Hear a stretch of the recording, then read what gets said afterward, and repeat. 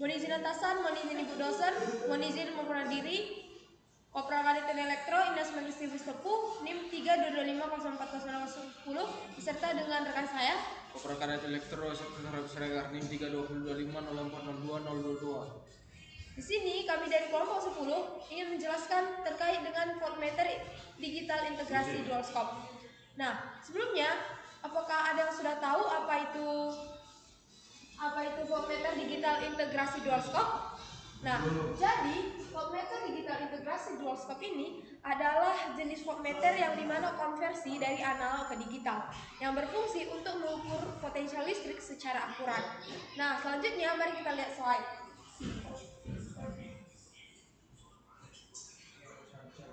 Nah, di penjelasan kali ini kami akan menjelaskan terkait dengan konsep prinsip kerja, peran komponen, dasar matematika, keunggulan, keterbatasan, dan aplikasi praktis voltmeter digital integrasi dual scope ini. Nah, yang dimana dalam presentasi kali ini kita diharapkan untuk dapat mengetahui bagaimana cara teknisi pengujiannya dan profesional elektronika serta dapat menekankan seluruh pengukurannya. Nah, selanjutnya akan dijelaskan oleh rekan saya Radit Syarif. Jadi saya akan menjelaskan tentang latar belakang mengapa DVM dual scope. Pengukuran tegangan yang akurat adalah dasar dalam desain, produksi dan pemeliharaan elektronika. Instrumen analog memiliki keterbatasan dalam presisi, keterulangan dan ketahanan terhadap noise. Voltmeter digital yang menggunakan integrasi dual scope mengubah tegangan tak dikenal menjadi interval waktu, lalu menjadi hitungan digital sehingga memberikan stabilitas yang lebih baik dan penolakan noise yang unggul, sehingga populer pada instrumen presisi seperti multimeter kelas tinggi dan peralatan laboratorium. Nah, jadi apa sih dual scope DVM itu? Kan dari tadi kita bahas integrasi digital dual scope. Jadi sekarang kita bahas apa sih dual scope itu. Nah, jadi dual scope itu adalah mengukur tegangan input dengan mengintegrasikannya selama waktu tetap. Lalu melakukan reintegrasi dengan berbagai referensi yang sudah diketahui. Waktu integrasinya sebanding dengan tegangan input dan diukur secara digital yang telah kita input tadi. Nah, jadi keluarannya Jadi interval integrasi yang terukur dihitung oleh pencacal yang digerakkan clock, atau hitungan tersebut diskalakan dan ditampilkan sebagai pembacaan tegangan digital. Sekali lagi. Nah, selanjutnya yaitu cara mengubah tegangan menjadi waktu. Alih-alih mengambil sampel amplitudo secara langsung. Nah, setelah kita ambil, dual scope akan mengubah tegangan yang masuk menjadi ROM atau keluaran integrator. Yang dimana selama periode integrasi yang konstan, keluaran integrator kemudian dikembalikan ke nol dengan tegangan referensi dan tegangan referensi yang diketahui. Nah, yang dimana waktunya akan menjadi ukuran langsung dari tegangan yang masuk dan tahan terhadap kesalahan penguatan dan noise.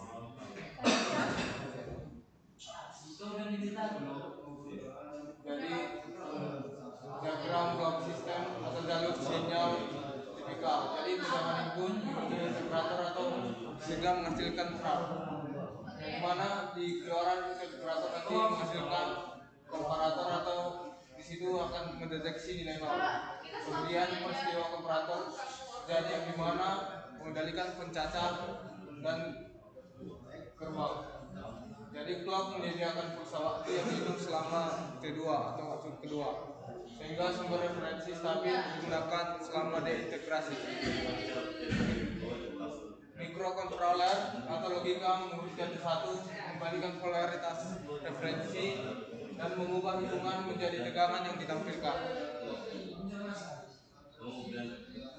Nah, selama interval integrasi tetap, maka tegangan masukan diterapkan ke integrator dan keluaran integrator berupa ROM linear dengan kemiringan sama dengan tegangan masuk per RC atau dengan asumsi integral ideal.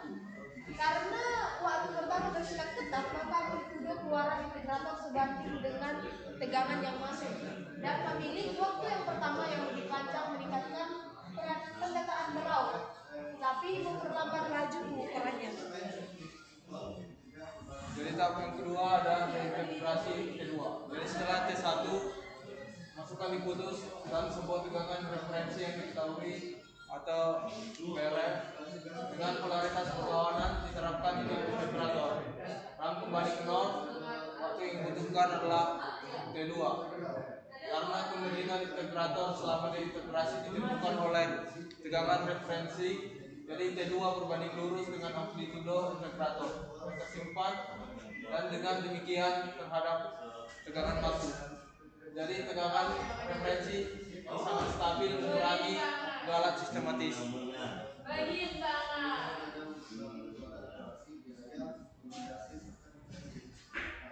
Nah, jadi prinsip matematika dari ini yaitu pada dual form integration di kita meternya, tegangan input intinya diintegrasikan selama waktu tetap atau T1 yang menggunakan rangkaian integrator. Yang dimana setelah kita integrasikan mendapatkan tegangan yang keluar dikali dengan waktu yang tetap yang T1 tadi sama dengan 1/RC, di mana integral batas atas T1 dan batas bawah 0 dikali dengan tegangan masuk kali dt. Nah, jika tegangan yang masuk itu konstan, maka kita bisa menggunakan rumus tegangan yang keluar dikali dengan waktu yang tetap atau T1 tadi sama dengan tegangan yang masuk dikali dengan waktu tetap RC.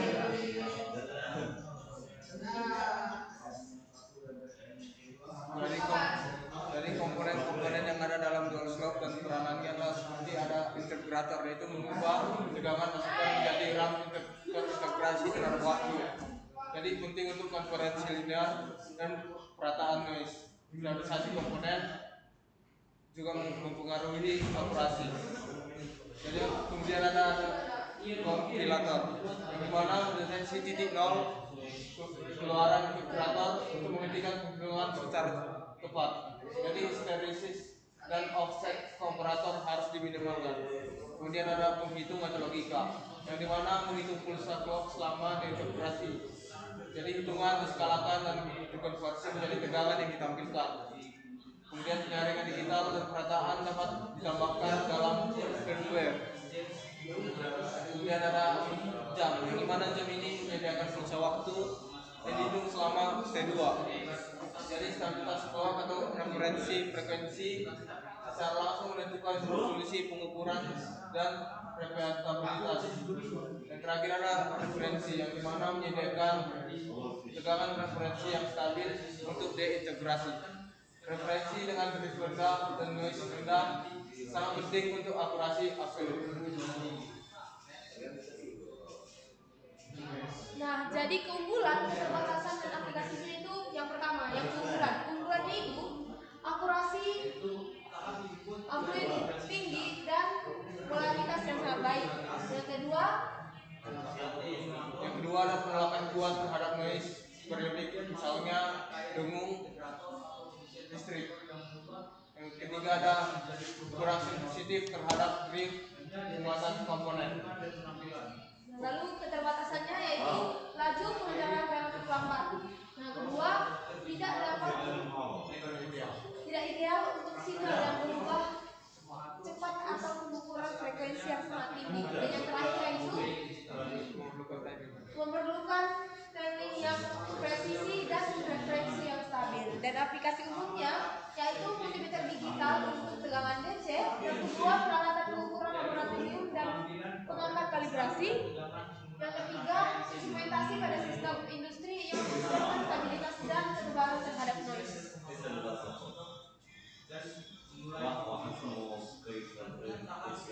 Sekian presentasi dari kami. Mohon maaf jika ada kesalahan kata. Terima kasih. Terima kasih.